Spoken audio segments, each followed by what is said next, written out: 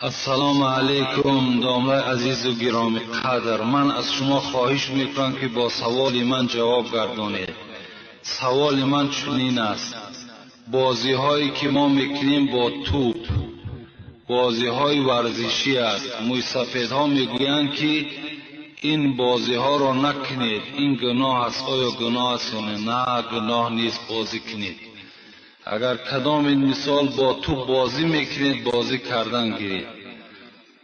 به نهایت حتی که در حدیث های پیغمبر خدا میگذرد بهترین بیکاری شما همین است که شما شناوری را یاد گیرین، شما اسب دوانی را یاد گیرین، شما تیر اندازی را یاد گیرین.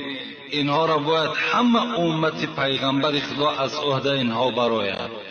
حتی شما می توانید که یک وقت معین خدا در نردی نه، در دمی نابازی نه، در بازار سیر کردنش نه، بلکه در همون بازی فوتبال بگذارونید. این برای شما بهتر ثواب دارد.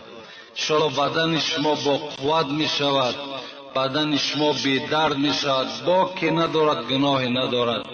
کدام موی سفید می گوید یگان حجت ندارد، دلیل ندارد.